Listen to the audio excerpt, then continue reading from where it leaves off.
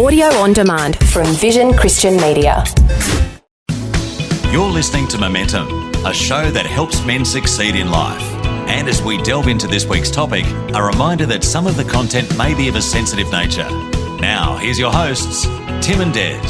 So great to have you tuning into Momentum wherever you may be around Australia, around the world through the podcast. It's really great to be with you once again as we delve into another great topic, and really hope that you're getting something out of this show. That is our heart, Des and I, when we came up with Momentum to go, hey, how can we feed into people's lives all around Australia and the world, but specifically men. But we do know that we've got a multi-gendered audience, Des, which is really, really interesting. But let me introduce you, my friend. How are you this week? Are you well? Yes, I'm good, thanks. And we do have a multi-gender audience. We have a lot of women who, are amazed at some of the stuff that unfolds when we talk about men and what men do.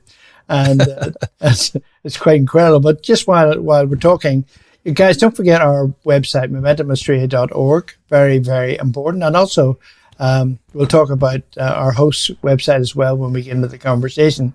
But on our website, lots of information, lots of YouTubes, lots of all our previous podcasts. And there's a great number there across various subjects. But also, guys, don't forget our care line. If you want to if you're doing life on your own and you need a safe and confidential conversation, please reach out to our care line, 1-800-000-MEN. That's 1-800-000-636. And now also, you can see us as well as hear us. We've taken some of our older recordings and we have put them in YouTube. So look for Momentum for Men in YouTube, and you can see the videos and see us as well as hear us. So it's great. Tim, how are you? Yeah, I'm going well, thank you, and excited for this week's show as well. Can we just stipulate before we move on from that, guys, don't do life in isolation. That's one of our core messages here at Momentum. And if you do need a confidential conversation around anything that's happening in your life, don't suffer in silence. A lot of us guys tend to suffer in silence, and it's not a great way to go. That never leads to good endings. So the care line is there for you, 1-800-000-636, or a good mate or somebody in your life that you can reach out and have a confidential conversation with. Because let's be honest, life is tough. Relationships are tough. Marriage is tough, especially with the pressures that many marriages and families face in today's current climate. Yeah, no, it's a sad reality is that there are something like 50,000 divorces granted in Australia every year. That's 50,000 relationship breakdowns. That's 50,000 families torn apart, with a high percentage of kids in Australia now growing up in a single-parent family. Yeah, huge stats. Now, there are occasional stories of couples who've met and within weeks or months get married and they go on and have a long and happy marriage. Sadly, that is not the norm. And given the stats around divorce, they should really make us consider the weight of a lifelong commitment like marriage. Joining us to unpack marriage, some things to consider before you say I do, and some possible options in your relationship when your relationship's under pressure, is our good friend, speaker, author, columnist, lecturer, consultant, storyteller, pastor, friend, Brian Andrew from Live Happy Together. Brian, welcome to the show. Thank you so much. It's a pleasure and an honor to be here. Brian, before we go any further, let me just plug your website, livehappytogether.com.au, livehappytogether.com.au. There is a bunch of resources on that website as well, so certainly check that out. And Brian's been in the game a long, long time. Not saying that you're mature, Brian, but you got a lot of wisdom to offer, and you got a lot of stuff that guys can pull on at the website, livehappytogether.com. I mean, it is tempting. We've all been, we're at a different age now for us three blokes on this call. But when you're younger and you meet someone, you tend to want to rush headlong into a relationship. We're not saying that you shouldn't do that, but we're going to unpack some things to have a look at before we perhaps do that. And I might actually just start with some stats of divorce here in Australia, guys, just to paint a picture. And it's actually really sadly quite bleak. According to the latest stats, these are from the Australian Bureau of Stats, number of divorces granted, this is a couple of years ago, 2022 was 49,241, so almost 50,000. Thankfully, that was 12% less than the year before, which was 56,000. In Australia, the average length from marriage to separation was about 8.4 years. And the median duration of marriage to divorce is about 12 years. Average age of those divorcing is between 40 and 49 years. We'll unpack that a bit. Queensland apparently was the state which had the highest numbers of divorce in 2021, with about 13,000 of 50,000 divorces granted in Queensland. Nearly 70% of divorces are initiated by the wife. That's an interesting one. That's very interesting. We need to unpack that, Brian. There is good news. Recent findings have revealed that 25% of marriages within the Christian faith end in divorce. So 25% as opposed to it's almost 50% non. And recent research from Harvard School of Public Health reveals that attending church regularly together reduces a couple's risk of divorce by almost 50%, 47%. Also found that rates of divorce for couples share faith, pray, and go to church together is lower. So some positives there. Brian, when you hear all of that, let's just quickly overview. When you hear all of that, I mean, how does that make you feel? What are some things that stand out for you in all of that? One of the emotions is disappointment. It's just, I never have judgment. You know, you never know a person's narrative beyond what they might share with you or you might read about. And that's only a fraction of the journey that took them to that place. But it's just disappointing. There's so many resources around. What Moira and I finding interesting is that even though we're kind of a little older now, we still have a lot of people in their 30s in our world who say, we want what you've got, which is very humbling. And the ones who talk to us would generally be willing to kind of do the right thing to achieve that for themselves. But having been a pastor for decades, I've seen up front the ugliness of divorce, the journey that it takes to get to that point. You know, divorce itself legally is just the end of a season. All the pain has come probably years before along the journey. The deterioration of a relationship doesn't happen overnight. I'm always an optimist. I'm an incurable optimist. The glass is always half full. But when I hear those stats, and I actually was reading something this morning, it caught my attention, talking about the increase in divorce of people over 50. So they're talking, they call it grey divorce or silver separation. And it's up to about 20% of people in their 50s and beyond are now getting divorced as well. And when I hear that stat as well, I think there's an incredible amount of loneliness in that. And it's not so easy when you get older to start again. Possible. But yeah, but I'm always hopeful. I'm always positive. So have you any insight, Brian, as to why that rate is so high? With your wealth of experience of dealing with, you know, older couples, etc., do you have any perspective in that? Is there something in society that's encouraging that, or what can you help us with there? Well, it's a pretty multifaceted thing, really. I think I'm old enough to have seen what I would call the decline of Western civilization in a generation or two, the dumbing down of the lack of wisdom that people have, mainly through what they watch on screens. So a lot of people who want relationship example will look at Married at First Sight, programs like that, which are really just like vomit, not much better. Also, in our culture, it panders to our self-centeredness. And I think the greatest disease on the planet is not a chronic illness as much as a condition of our heart that we all suffer from. And sometimes a couple will ask me, what do you think we really have to do to be successful in marriage? It's just starting out. I said, well, I think the first thing is to have a clear sense of purpose. Why are you getting married for? What's your understanding of the potential of it? But sometimes I'll look at them and say, really, it depends on how selfish you're going to be. If your marriage is all about me and getting my needs met, and it's kind of me, it's probably destined to, if not fail, be a pretty emotionally barren relationship. We talk about pandemics and epidemics. I mean, the global pandemic is just that selfishness, all about putting me first. And you sometimes think, people who are looking for a marriage partner, I just want someone to complete me. That sounds quite noble, but it's not very wise. I say to people, look, we should be complete in ourselves. What you want is two individuals coming together who've got a sense of completeness on their own, because we can't meet all of each other's needs.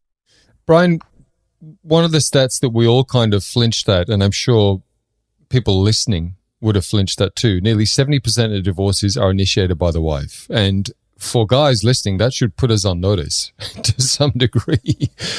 But when you unpack that, let's unpack that. Why do you think that is? Why do you think that 70% of divorces are initiated by women? I'm not surprised by that stat at all, because women, one of their greatest strengths is they don't give up easily. They've got tremendous tenacity. The old saying that a woman marries a man so she can change him, and a man marries a woman hoping she'll stay the same. There's a lot of truth in that. But women, in my experience, they're not quitters. They don't give up easily. And when I hear that stat, I'm not surprised, but it's the end of a long journey of hope. They'll give the guy the benefit of the doubt. We all know that domestic violence, and now we're talking about coercive control, which is much harder to define, particularly around some cultures who wouldn't agree with any definition we might come up with. I'm not surprised, but I think it's the end of a long journey of hope, just talking to her girlfriends probably, and just, not giving up. But women tend to be generally much better at relationships than men. So when I hear that stat, I know they haven't come to that place easily. There's been pain. There's been abuse. There's been isolation, loneliness. They'll try and they'll try again. They're far more likely to go to a counsellor to seek help. Some of them live in hope that their partner might go with them. And that's like, having root canal treatment. For a man, they often won't do that. I think there's less stigma attached to it these days. So I would think it would be a higher percentage. It's just sadness, disappointment. But certainly, again, no judgment. It's women just don't quit generally. So just flow on the back of that before we cut to a break. And you mentioned there that also the silver separation years, people getting divorced past the age of 50, I think you said it was, had increased 20% as well. Let's look at that, because when you get older, there is a greater, I suppose, awareness that you're getting older. You don't want to be on your own. The kids have left the nest, blah, blah, blah, blah, blah. And yet even that era of people divorcing is increasing as well. What do you think the reasons are for that? Is it simply that we've got through the season with the kids and women go, oh, look, there's nothing left for me here, I'm out? Do you think that's one possible, plausible scenario, but there's probably others? Yeah, look, I think that is one of the reasons, and general experts would say they've come through the empty nest phase and they've looked at each other and thought, well, there's not much left. But that emotional connection is critical. And I would say of those over 50s currently divorcing, almost all of them would say there was no emotional connection left. It would be less in the men, because men are often not aware of what they don't have. They just get used to it. It's a huge conversation. I'm not sure we're going to do this justice. We're going to take a short break. We're talking with Brian Andrew from Live Happy Together, livehappytogether.com.au. We're talking about marry and haste, regret for life. We haven't really looked at the haste stuff. Maybe we'll come back after the break and have a quick squiz through that. But I think, Brian, where we're going with this conversation seems to be really important, and that is perhaps how can we help couples listening right now who are in trouble, who've lost that spark, that emotional connection? I think let's come back and talk about that on the other side of this break at Momentum. Feel free to have a look around our website too during the break, momentumaustralia.org, and we'll be back with Brian Andrew in just a moment. This is Momentum, a show that helps men succeed in life. Find out more at momentumaustralia.org. If this program has highlighted something you'd like prayer for, we'd love to pray for you. Call 1-800-PRAY-FOR-ME. That's 1-800-772-936. It's a free call. Or text 0401 132 888. You're listening to Momentum, a show that helps men succeed in life. Find out more at momentumaustralia.org. Okay, welcome back. It is part 2 of this week's Momentum. Tim and Des with you, and we are joined on the show this week by Brian Andrew from Live Happy Together, the website livehappytogether.com.au. Have a squeeze around that after the show. Lots of great information there, and of course at momentumaustralia.org. Our topic this week is marry and haste regret for life. And we set the scene with some fairly sad statistics, I suppose, around divorce and how prevalent that is in today's society. And I suppose where we want to go now is, Brian, let's look at not rushing into marriage because we don't want people to be another statistic. And yet, there seems to be, I think, generically in society, a hesitation around marriage these days for a number of reasons.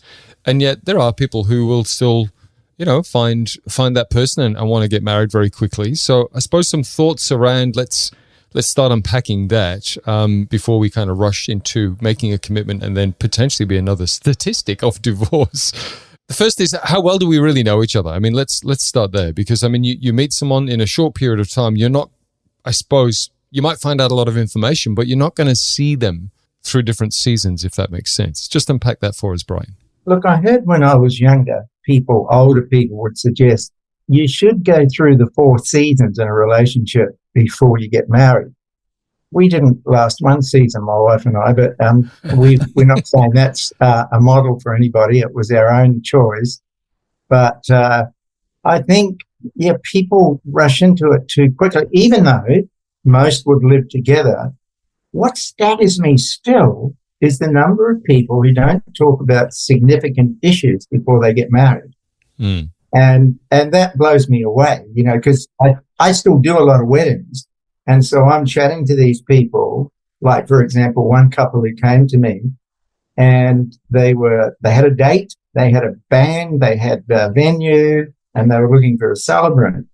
And so I was just asking a few questions, and I said, do you hope to have children? Oh, yeah, we're going to have children. Okay, that's great. Where are you going to send them to school? And she said, well, they'll be going to a Catholic school. And he exploded and said, what the hell? No kid of mine's going to an excluded Catholic school. And they'd known each other quite some time.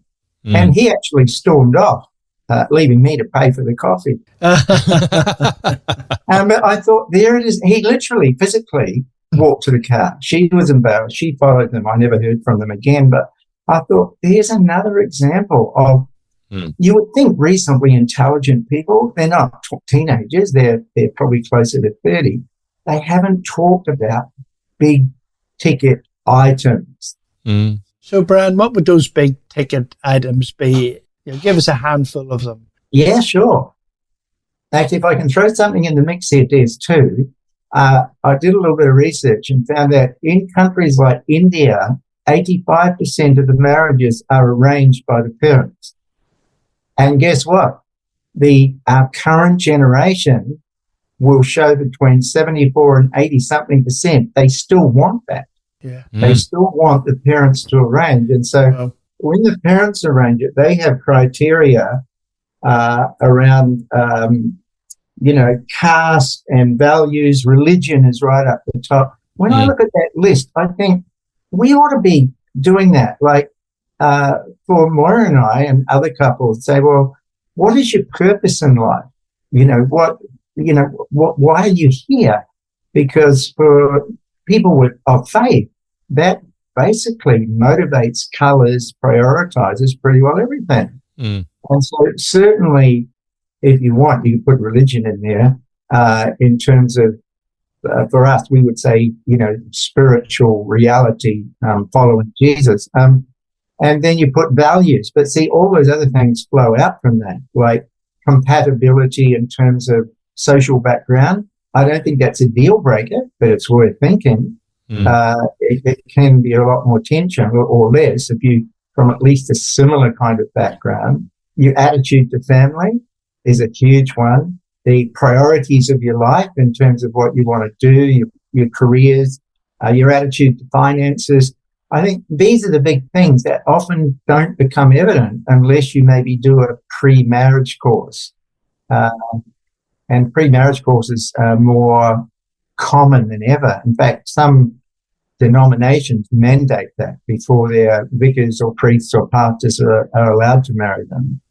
But I think I read years ago when I was doing more of that, somebody said any pre-marriage counselling is like 11:59 stuff. Like Yes. you've already made up your mind. You're getting married at 12 o'clock. Is it worth doing? Yes. Will it change much? No. But could it be a good resource to go back to when you start getting into the white water of the relationship? Having all those things, I think Moira and I, we're not even sure where we got this, but when we got married, we had a tremendous sense of being a team. Brian, in the few minutes we've got left for this show, let's just get real and honest for a sec, because there will be people listening who are in a marriage and they're both really unhappy. They've stopped communicating, they've stopped having sex, they're just going through the motions. How do they even start to pull this thing back on track? What's a good starting point? What are some tips? One of the most critical questions of all, can I get that back? Can I get back? You know, the Righteous Brothers song, You've Lost That Loving Feeling, started off, so it's a powerful song. The lyrics are brilliant. And, babe, you just criticize me now for every little thing I do. You know, you've lost that loving feeling. And I think most therapists that would say, if people can regain that emotional connection, and I've thought a lot about this, part of it comes back to the condition or quality of our own hearts. Because if we've got a hard heart, a divided heart, whatever, you know, it's much harder. And I think the advice from many would be, if you want to get that back, you need a bit of self-awareness. You probably need to see a psychologist or a pastor you trust or couple that seem to be doing it well. One young guy said to me, he wasn't that young, actually probably late 30s, he said, tell you what, he's single, and he said he's looking, and I'll tell you one thing he said, I don't want to marry a woman with a lot of baggage. And I looked at him, I know him well enough, and I said, well, has it occurred to you, you might have a bit of baggage yourself? And he was mature and aware enough to do what you're doing, Tim, smile and say, oh, that's a fair call, because I know him well enough to know he's got a bunch of baggage too. So, and I said, that doesn't mean a relationship can't go forward where you've both got baggage. You can work it out together. But getting it back, I think the condition of our heart, our inner self, is critical, because sometimes we can be treating symptoms instead of causes. And maybe people have picked up heart wound. Some people have still got the wound from when they were a child, whether from a mother or a father or a young age divorce, and they've never had that wound healed. Sometimes, a bit like when a ship's taken out of the water, you have to scrape the barnacles off the bottom so it works properly. In the same way, I think we need times where we have a bottom scrape, if you like, you know, because we accumulate debris on the whole of our life. And so to me, it's the heart. It's trying to figure out if we've got heart wounds that are causing our behavior. That's not helping. Then looking at things like kindness and forgiveness and physical affection. If you have faith, asking God, looking into the word, that the Bible, and trying to figure out, why am I so reluctant to be kind to her? Why can't I forgive her? Why can't I forgive him? And that inability to forgive is a symptom, not a cause. The cause is a wound that we may have picked up, where we don't trust. So it's, I don't mean to make it sound too difficult, and sometimes whether we are dealing with that inside self or not, just start being kind. Just start, and certainly forgiveness is just one of the big ticket items in regaining. Sometimes couples over the years have come to see me, and what becomes evident after listening for a good while is, hold on a minute, there's something going on here from the past. She's holding something over him because of something he did. And so I'll gently I'm not a marriage counsellor as such. People say I'm good at it, but I'm not looking for it. I'm more than happy never to do marriage counselling for the rest of my life because it's so hard. But you can just begin to sense, and it could be the other way. He's holding something over her. And often that is around the area of sexual infidelity and something that happened, it can be 20 years ago. But they're still holding it over them. And forgiveness is, flushing the waste, if you like, getting a fresh start. I think that's essential. That's a long answer, Tim, to your question, but I would say it's possible because I've seen it. Yeah. I mean, Brian, to be honest, man, we've skimmed the surface of that. We could spend a whole other show on that as well. But there are some, you mentioned a few things throughout this show that have been some real gold nuggets that I would love guys to go back or people to go back and have a listen to. And of course, check out the website, livehappytogether.com.au, livehappytogether.com.au. That's Brian's website. You can find a whole bunch of resources on there. And of course, at our website too, momentumaustralia.org, to help you on your journey and specifically in this area. And look, if this has brought up some stuff for you and you might need a confidential chat, don't forget the care line, 1-800-000-636. Brian, thank you for unpacking that with us. We really appreciate your time on the show this week. Thanks so much, Tim and Des. It's my passion to see people live happy together. It really is. You've been listening to Momentum, a show that helps men succeed in life. For more information or to hear this week's show again, go to momentumaustralia.org. You can also access a whole range of resources to help you on your journey and to get in touch with the team at momentumaustralia.org. Until next time, keep moving forward with Momentum.